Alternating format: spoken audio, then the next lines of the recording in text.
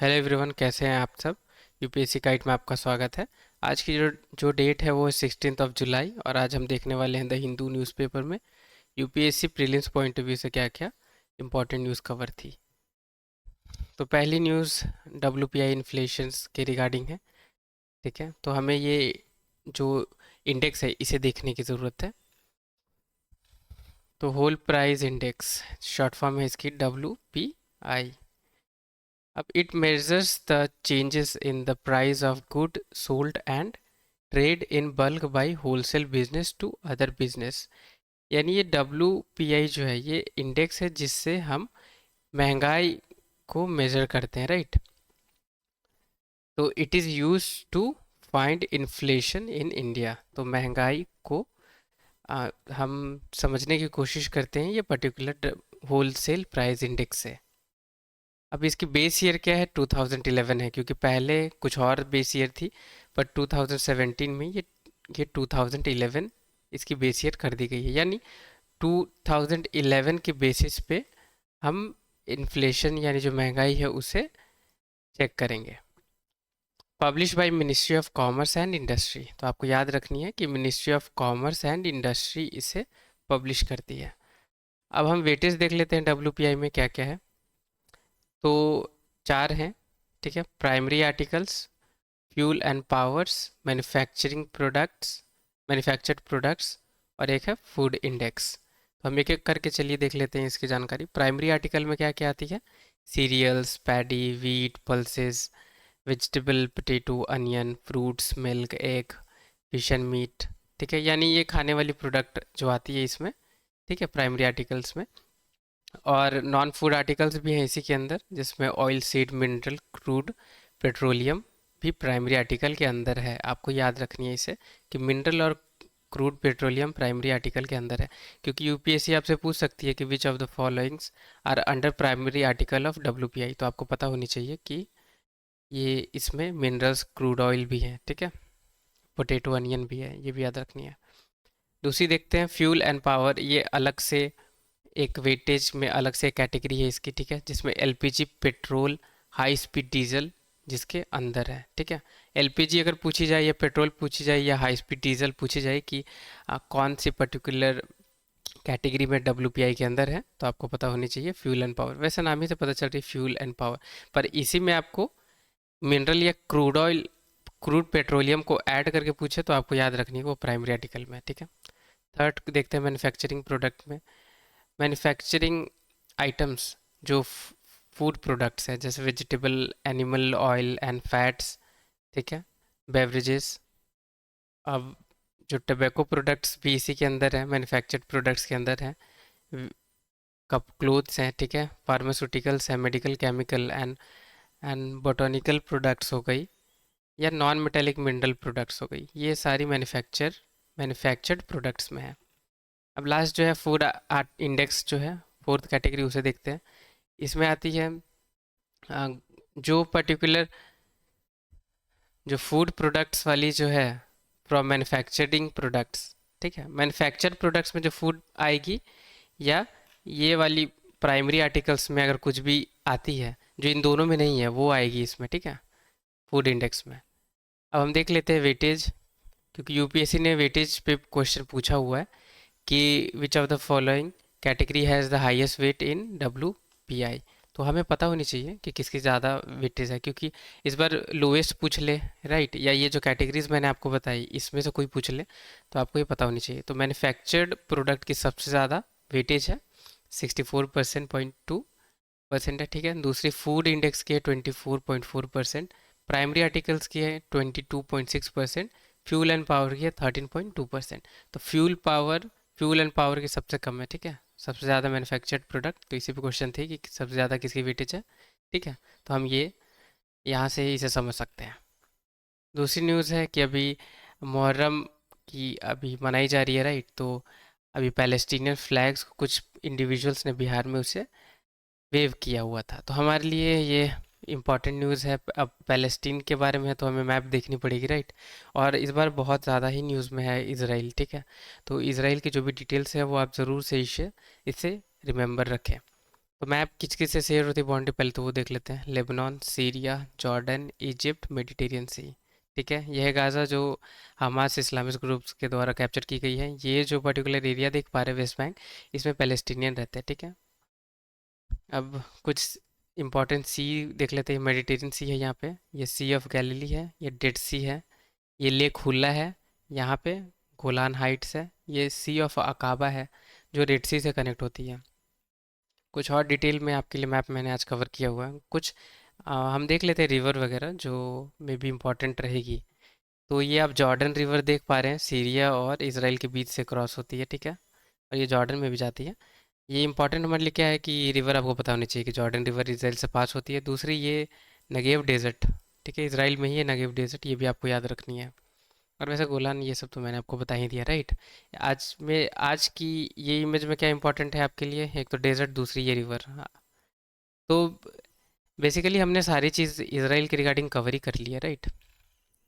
अब हम देखते हैं ये मनी बिल के रिगार्डिंग थी कि AC to Supreme Court to look into use of money bill to pass laws. ठीक है, अब हम मनी बिल देख लेते हैं क्योंकि ये अभी रिसेंट न्यूज़ में है।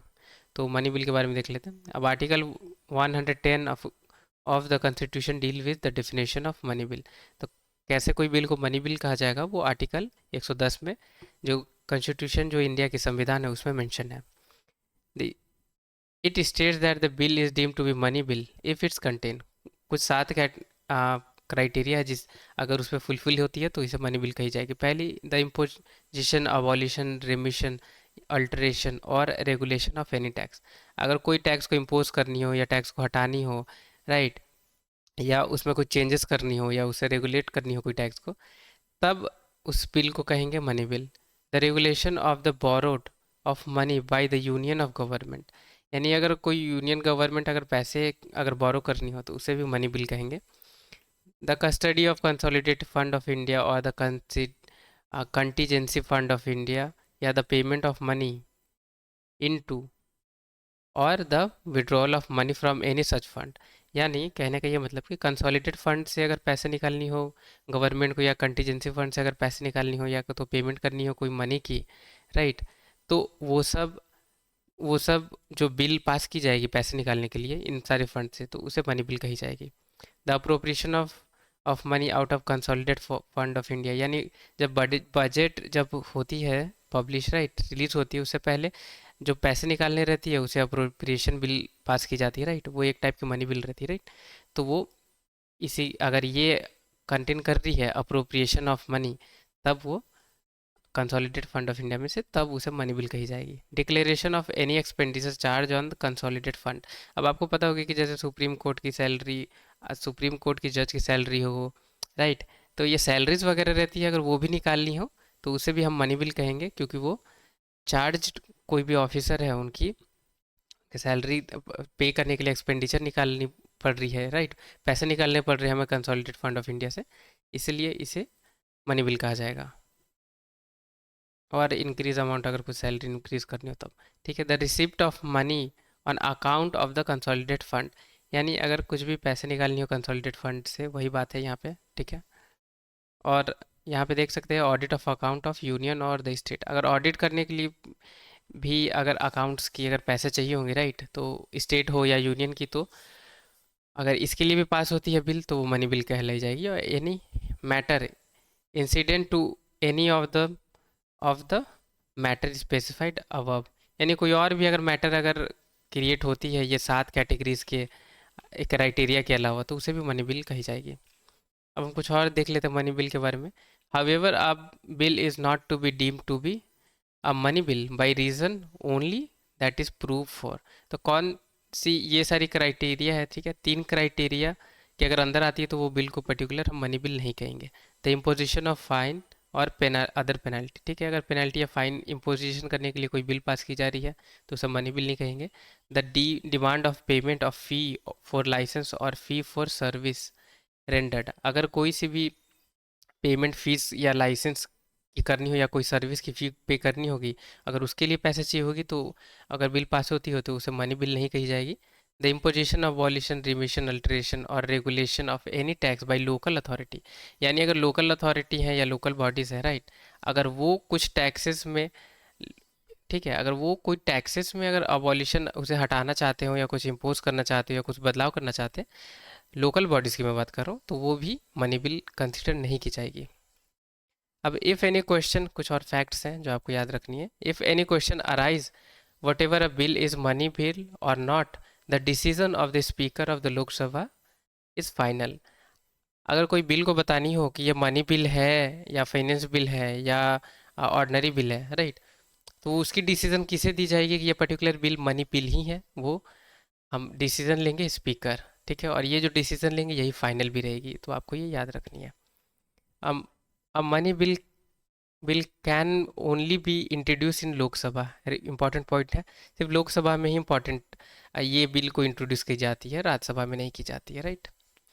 After money bill is passed by the लोक सभा, it is transmitted to Rajya Sabha for its consideration. The Rajya Sabha has restricted power with regarding to money bill. It cannot reject or amend a money bill. ठीक है, तो लोकसभा में pass हुई money bill, अब ये send करेंगे राज्यसभा को। अब राज्यसभा के पास कोई पावर नहीं है वो मनी बिल को रिजेक्ट करने की या तो उसमें चेंज करने की। It must return the bill to the Lok Sabha within 14 days, whether with or without recommendation. The Lok Sabha can either accept or reject all or any of the recommendation of Rajya Sabha. ठीक है, तो 14 दिन के अंदर जब लोकसभा से जब money bill को सेंड किया जाएगा राज्यसभा में, तो रहेगी 14 दिन की टाइम पीरियड लोकसभा के लिए। ठीक है, अब लोकसभा या तो उसे एक्सेप्ट कर सकती है या उसे रिजेक्ट कर सकती है, सॉरी एक्सेप्ट कोई सी भी रिकमेंडेशन दे सकती है। ठीक है, अब लोकसभा पे डिपेंड करती है, राइट, कि वो राज्यसभा की जो रिकमेंडेशन है उसे एक्सेप्ट करे या रिजेक्ट करे या उसमें कुछ चेंजेस लाए। ठीक है, अब if the Lok Sabha does not return the bill of the looks it sorry if the Rajya Sabha does not return the bill to the Lok Sabha within 14 days, the bill is deemed to be have been passed by both the houses. अगर राज्यसभा के पास अगर money bill Lok Sabha ने भेजा, right, अब Lok Sabha wait करती है 14 day तक, right. अगर 14 डे से ज़्यादा अगर लैप्स हो जाती है और राज्यसभा अगर उसे पास नहीं करती है, राइट, तो ऑटोमेटिकली क्या होती है, 14 दिन के बाद जो मनी बिल है वो पास हो जाती है। ठीक है, द प्रेसिडेंट ही में इधर give his assent to the bill और withhold his assent to the bill, but can not return the bill for reconsideration of the houses. ठीक है, तो प्रेसिडेंट बिल पे अपनी सहमति दे सकते हैं, साइन कर सकते हैं, राइट, या उसे वो बिल पे अपनी सहमति या सिग्नेचर देने से कुछ समय के लिए रोक भी सकते हैं। पर जनरली क्या होती है कि लोकसभा की ये बिल रहती है, राइट, मनी बिल, तो प्रेसिडेंट इसे रोकती नहीं, इसे पास ही कर देती है। पर एक इम्पॉर्टेंट फैक्ट है, आपको याद रखना है, इम्पॉर्टेंट यहाँ पे जानकारी है कि रिकंसिडरेशन के लिए प्रेसिडेंट बिल को रिटर्न नहीं कर सकते। ठीक है, अब चलिए एक और न्यूज़ है उसे देखते हैं। कुछ नेवल शिप, रशिया की नेवल शिप को डिलीवर किया जाएगा जल्दी इंडिया में। अब नेवल शिप का नाम क्या है, क्योंकि यूपीएससी की ट्रेंड है, राइट, कि कुछ नेम पूछ के मतलब वहाँ पे देकर आपसे पूछी जा सकती है कि which of the following is related to this particular, right, यानी रिसेंटली ये न्यूज़ में देखी गई थी, ये किस चीज़ से रिलेटेड है, तो आपको पता होनी चाहिए। तो तोमल एंड तुशिल ये रशियन नेवल शिप है। ठीक है, आप इसे याद रखें। अब कावेरी डिस्प्यूट पे न्यूज़ है, तो हम कावेरी रिवर की ट्रिब्यूटरीज और थोड़ी सी लोकेशन देख लेते हैं। तो कर्नाटका और तमिलनाडु के बीच से फ्लो होती है, राइट। अब इसकी क्या क्या ट्रिब्यूटरीज है वो देख लेते हैं कावेरी रिवर की। तो अर्कावती, सिमसा, हेमावती, ताल कावेरी, लक्ष्मण तीर्था, कबानी, भवानी, नोयाल, अमरावती। ठीक है, तो ये सारी इसकी ट्रिब्यूटरीज है जो याद रखनी है आपको। अब एनजीटी के बारे में है। ठीक है, इंक्रोचमेंट कुछ एलिगेशन थी, हमें ये इससे ज़रूरत नहीं है, हमें एनजीटी से मतलब है। तो नेशनल ग्रीन ट्रिब्यूनल एनजीटी, अब इसके बारे में देख लेते हैं क्योंकि यूपीएससी ने एक बार इसके बारे में भी पूछा हुआ था। It is a statutory body in India that deals with expeditious disposal of cases related to environment protection and other natural resources. ठीक है, तो स्टैट्यूटरी बॉडी आपको याद रखनी है। It was set up under National green Tribunal Act in 2010। तो इस particular act से ये पास हुई थी। अब एक्ट कब पास हुई थी? तो 2010 में पास हुई थी। India is the third country in the world after Australia and New Zealand to set up a statutory body for environmental protection. तो ये बहुत इंपॉर्टेंट पॉइंट है कि हम इंडिया जो है वो थर्ड कंट्री है ऑस्ट्रेलिया और न्यूजीलैंड के बाद जो ऐसी स्टैट्यूटरी बॉडी जिसने क्रिएट की है जो इन्वायरमेंट को प्रोटेक्ट करे। तो ये इन्वायरमेंटल प्रोटेक्शन ये हमारे कॉन्स्टिट्यूशन में भी है, राइट। अब ये कौन सी आर्टिकल में, आप मुझे प्लीज़ कमेंट बॉक्स में इसे सर्च करके आप मुझे बताएं कि इन्वायरमेंटल प्रोटेक्शन इंडिया के कौन सी कॉन्स्टिट्यूशन के आर्टिकल के अंडर है। अब हम देख लेते हैं और कौन कौन सी मैटर पे एनजीटी देखती है, ठीक है, डिस्प्यूट्स को रिजॉल्व करती है, राइट। तो यहाँ पे हम देख सकते हैं the water prevention and control of population act 1974, the water prevention and control of population cess act 1977, the forest conservation act 1980, the air prevention and control of population act 1981, the environmental protection act 1986, the public liability insurance act 1991, the biological diversity act 2002। तो forest act पे, air water act और public liability insurance act और biological diversity पे देखती है। Important है आपके लिए यहाँ पे ये क्या इंपॉर्टेंट है कि the tribunal has been prohibited to hear any issues which are covered under the Indian Forest Act 1972, Wildlife Protection Act 1972 and any other laws made by state which are related to protection of tree and forest। तो बहुत important है कहाँ पे jurisdiction नहीं है, particular जो cases नहीं देखती है एनजीटी। एक तो ये इस पे देखेगी फॉरेस्ट एक्ट 1972 पे, वाइल्ड लाइफ प्रोटेक्शन एक्ट 1972, या कोई भी ऐसी लॉ जो स्टेट बनाती है ट्रीज, पेड़ या फॉरेस्ट पे, ठीक है। अब ये न्यूज़ है कि पैलेस्टीनियन फ्लैग अभी मुहर्रम में कुछ बिहार के इंडिविजुअल ने उसे दिखाया था, राइट। तो इस पे हमने ऑलरेडी डिस्कस कर दिया, सॉरी ये दो बार इसे मैंने कंसिडर कर लिया। अब ये आईसीएआर के बारे में देख लेते हैं। To release to release 323 new varieties of 56 crop today. तो हमारे लिए आईसीएआर ज़रूरी है, ठीक है। क्या क्रॉप रिलीज़ हो रही है वो सब ज़्यादा जानकारी हमारे यूपीएससी के लिए नहीं है ज़रूरत की, ठीक है, काम की नहीं है। तो देखते हैं the Indian Council of agriculture Research, ICAR, it is an statutory body, याद रखनी है, कॉन्स्टिट्यूशनल बॉडी नहीं है, responsible for coordinating agriculture education and research in India. तो ये क्या करती है? एग्रीकल्चर एडुकेशन और रिसर्च, जो एग्रीकल्चर रिसर्च है उस पर ये डील करती है। It reports to the department of agriculture research and education, जो मिनिस्ट्री ऑफ एग्रीकल्चर के अंदर है। जाहिर सी बात है कि एग्रीकल्चर की बात हो रही है तो मिनिस्ट्री ऑफ एग्रीकल्चर के अंडर ही होगी, right.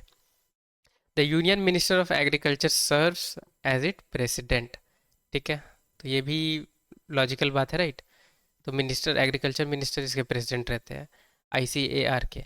It is the largest network of agriculture research and education institutes in the world. तो सबसे लार्जेस्ट इंस्टीट्यूट पूरी दुनिया में है, right.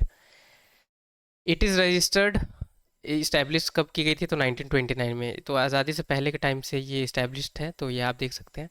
It is registered society के तहत इसे रजिस्टर किया गया अंडर सोसाइटी रजिस्ट्रेशन एक्ट 1860।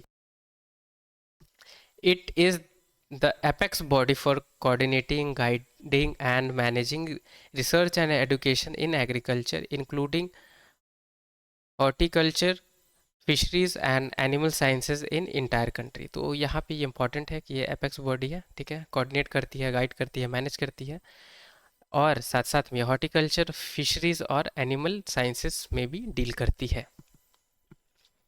अब हम देख लेते हैं इसरो के बारे में। ये एक आर्टिकल आई हुई है, ठीक है।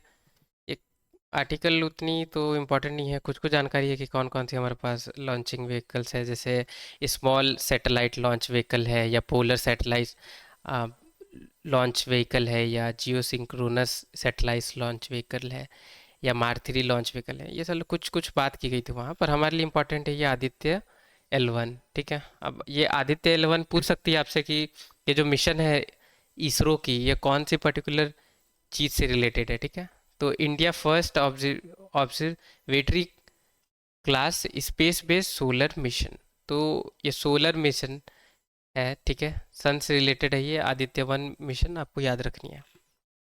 अभी आरबीआई के रिगार्डिंग है, ठीक है, कुछ रूल्स बनाए हुए उन्होंने फ्रॉड मैनेजमेंट को देखने के लिए। हमारे लिए आरबीआई थोड़ी सी इंपॉर्टेंट है, तो आरबीआई के बारे में थोड़ी सी जानकारी देख लेते हैं, ठीक है। Reserve bank of India, reserve RBI is India central bank and regulatory body responsible for regulation of the Indian banking system, owned by ministry of finance, ठीक है।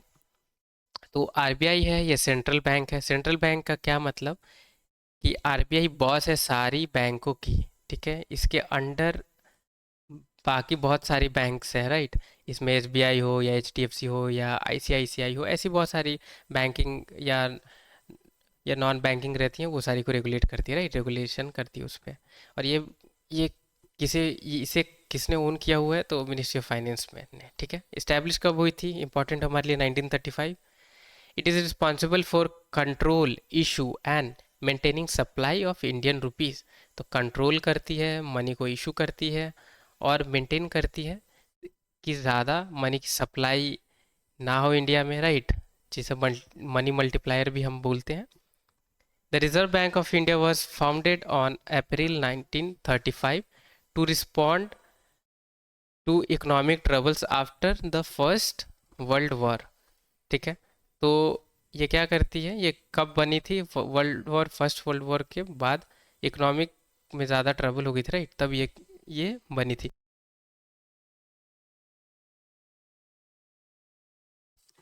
The bank was set up based on the recommendation of the 1926 Royal Commission on Indian Currency and Finance, also known as Hilton young commission. तो ये हमारे लिए important है कि royal commission जो 1926 में लाई की थी, जिसे हम हिल्टन यंग कमीशन भी कहते हैं, तो उसके अंडर ये आरबीआई को सेटअप की गई थी।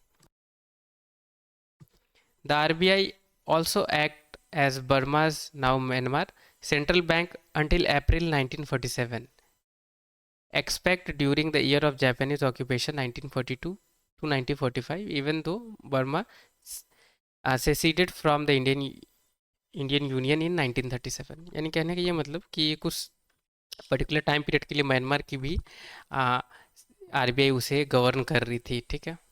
और यहाँ तक कि पाकिस्तान को भी 19 जून 1948 तक आरबीआई ने ही उसे रेगुलेट किया हुआ था, राइट।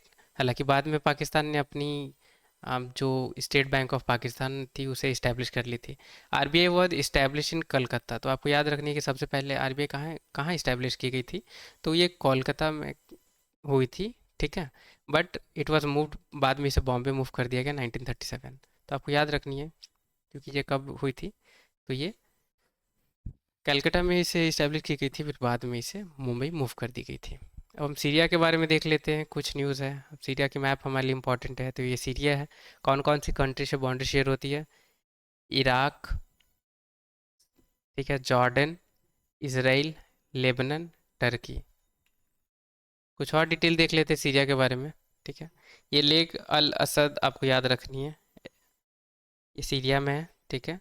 और ये खाबूर रिवर भी आपको याद रखनी है, और ये यूफ्रेटिस रिवर है, ये भी याद रखनी है। कभी कभी रिवर रिसेंटली देखी गई है यूपीएससी के प्रीलिम्स में कि वो रिवर से जनरली क्वेश्चन पूछती है या पूछ रही है कि ये रिवर कौन सी पर्टिकुलर कंट्री से रिलेटेड है। तो आपको ये याद रखना होगा क्योंकि मोजाम्बिक की रिवर के बारे में पूछा हुआ था, राइट। तो इसलिए आपको ये भी देखनी है। ये मैंने इसलिए बता दिया क्योंकि सीरिया भी अभी बहुत ज़्यादा न्यूज़ में है, तो कुछ कुछ आपको और भी चीज़ें देखनी है मैप में। मैप में सिर्फ जो बाउंड्री है इंटरनेशनल वो तो देखनी ही है आपको, पर उसके अलावा आपको कौन सी रिवर पर्टिकुलर उस कंट्री में है, कौन सी डेजर्ट पड़ रही है, राइट, कौन सी लेक है, क्योंकि इनडायरेक्टली आपको हेल्प कर सकती है। तो आपको ये आपको याद रखना है। और यहाँ पे टिग्रिस रिवर जो है, टाइग्रिस रिवर सॉरी, जो ईरान में जाती है, उससे भी थोड़ी सी बाउंड्री शेयर होती है, तो आपको थोड़ी सी नॉलेज होनी चाहिए। अभी देखते हैं कि अज़रबैजान की जो एम्बेसी है ईरान में, उसे दोबारा रीओपन की जा रही है। तो हम अज़रबैजान के बारे में देख लेते हैं मैप में। तो ये है अज़रबैजान, लोकेशन क्या क्या है देख लेते हैं। कंट्री किन किन से बाउंड्री शेयर होती है इसकी, तो ईरान से होती है, आर्मेनिया, जॉर्जिया, तीन कंट्री से ही होती है, ठीक है। अब ये कुछ न्यूज़ थी अफगानिस्तान के बारे में, ठीक है, कि फ्लैश फ्लड वहाँ पे आई हुई है। तो हम देख लेते थोड़ी मैप अब अफगानिस्तान की भी, कौन कौन सी कंट्री से बाउंड्री शेयर होती है। तो इंडिया से होती है, राइट, ये वाली पार्ट में देख पा रहे हैं। तजाकिस्तान से होती है, उज्बेकिस्तान से, तुर्कमेनिस्तान से, ईरान से, पाकिस्तान से। इंपॉर्टेंट है, आपको याद रखनी होगी क्योंकि ये भी रिसेंट टाइम्स में बहुत ज़्यादा न्यूज़ में है। अब ये भी न्यूज़ एक इम्पॉर्टेंट है, रवांडा वोट एज प्रेसिडेंट, ठीक है, कागामी सेट्स टू एक्सटेंड रूल। अब ये सेट्स आपको याद रखनी है कि ये कागामी रिसेंटली न्यूज़ में देखी गई ये सेट, ये कौन से पर्टिकुलर कंट्री से रिलेटेड है, तो रवांडा आपको याद रखनी होगी क्योंकि रवांडा में अभी आपको पता होगी होगी कि वहाँ इलेक्शन चल रही है, राइट। तो इसलिए थोड़ी सी मैप देख लेते हैं रवांडा की। तो कौन कौन सी कंट्री से बाउंड्री शेयर होती है इसकी, तंजानिया, युगांडा, डीआरसी यानी डोमिनिकन रिपब्लिक ऑफ कॉन्गो, यहाँ बुरुंडी। कुछ और डिटेल्स मैंने आपके लिए कवर किया हुआ है। लेक कीवू, ठीक है, लेक कीवी आपको याद रखनी है यहाँ पे कि ये रवांडा कंट्री से रिलेटेड है, ठीक है। अब कुछ एमसीक्यूज मैंने फ्रेम किए हुए हैं, आपको ये हेल्प करेंगी, राइट। अभी जो हमने डिस्कस किया उससे ये तो रिलेटेड है, राइट। ऊपर से थोड़ी सी आपकी कॉन्सेप्चुअल थोड़ी अंडरस्टैंडिंग और बढ़ेगी। तो क्वेश्चन देखते हैं, which of these listed below has the highest weightage of wholesale price index. तो डब्ल्यूपीआई में सबसे ज़्यादा वेटेज कौन सी पर्टिकुलर लिस्ट की है। तो manufactured products, primary product goods, fuel and power, all of the above. तो ये आप इस वीडियो को पॉज करके आंसर मुझे कमेंट बॉक्स में बताएं। तो इसकी करेक्ट आंसर है वो है मैन्युफैक्चर्ड प्रोडक्ट्स। ये सब मैंने अभी डिस्कस किया, राइट। ये वैसे ये सेम ये क्वेश्चन यूपीएससी में पूछी हुई थी, तो यूपीएससी की प्रीलिम्स की ही क्वेश्चन है ये। तो ये answer one. Who releases the wholesale price index figure. तो डब्ल्यूपीआई को कौन रिलीज करता है वो पूछी गई है यहाँ पे, ministry of statistics and programme implementation. दूसरी ऑप्शन बी है ministry of home affairs, option C ministry of finance, option D ministry of commerce and industry. तो वीडियो को पॉज करके आंसर देने की कोशिश करें कमेंट बॉक्स में, ठीक है। तो इसे रिलीज करती है ministry of commerce and industry. Which of the following statement regarding the money bill, ठीक है, मनी बिल के बारे में देख लेते हैं। कौन सी स्टेटमेंट हम कंसीडर की गई है मनी बिल के रिगार्डिंग, वो कौन सी इनकरेक्ट है वो बतानी है, ठीक है। Which of the above statement is are incorrect. तो पहली ये है कि if any question arises about whether a money bill whether a bill is a money bill or not, the decision of the prime minister is final. A money bill is required to be passed by both the houses of parliament. The president cannot use his veto power in the case of money bill. तो चलिए कोशिश करते हैं इसकी answer देने के लिए। कीजिए आप कोशिश और कमेंट बॉक्स में मुझे इसकी आंसर बताएं। तो इसकी आंसर है डी, सारी इनकरेक्ट है। अब कैसे इनकरेक्ट है वो बता दे रहा हूँ कि अगर मनी बिल को कौन बताता है कि मनी बिल है या नहीं, किसके पास ये अथॉरिटी है बताने की, वो है स्पीकर के पास। तो ये गलत है। अब money bill required to be pass by both houses नहीं, अगर राज्यसभा नहीं भी पास करती है 14 डेज के अंदर तो ऑटोमेटिकली ये बिल पास हो जाती है, ठीक है। President can not use his veto power in case of money bill. President के पास ऐसे कुछ भी पावर नहीं है, वीटो पावर जैसे कही जाती है, ठीक है। विच ऑफ द, ये तो देख लिया हमने, राइट। अब ये देखते हैं, which of the following acts does not come under purview of national green tribunal. तो अब देख लेते हैं कि ये क्वेश्चन का क्या कहने का मतलब है कि एनजीटी के अंदर कौन कौन सी पर्टिकुलर एक्ट के अंदर ये इसके पास पावर रहती है केसेस को देखने की, ठीक है। ऑप्शन ए है the forest conservation act of 1980, B the environmental protection act 1972, फिर the environmental protection act of 1986 और डी बायोलॉजिकल डाइवर्सिटी एक्ट 2002। तो वीडियो को पॉज करके आंसर कमेंट बॉक्स में बताएं मुझे। तो चलिए देखते हैं, डज नॉट कम यहाँ पूछ रहा है ना कि नहीं आती है जो एनजीटी के अंदर, ठीक है। तो वो है ये B, the environmental protection act 1972। इसमें इसकी पावर नहीं है और इंडियन फॉरेस्ट एक्ट 1972 में भी पावर नहीं है एनजीटी के पास। और कोई भी अगर लॉ है जो ट्रीज़ या फॉरेस्ट के रिगार्डिंग अगर स्टेट गवर्नमेंट बनाती है उस पर भी नेशनल ग्रीन ट्रिब्यूनल उस पर नहीं केसेस को देख सकती है, ठीक है। यहाँ देख सकते हैं NGT deals with environmental protection act 1986, not with environmental protection act 1972। तो thank you so much video को वॉच करने के लिए। पसंद आई होगी तो लाइक ज़रूर करें, चैनल पे नए हैं तो सब्सक्राइब करें, या अभी तक नहीं किया है तो आप सब्सक्राइब कर सकते हैं।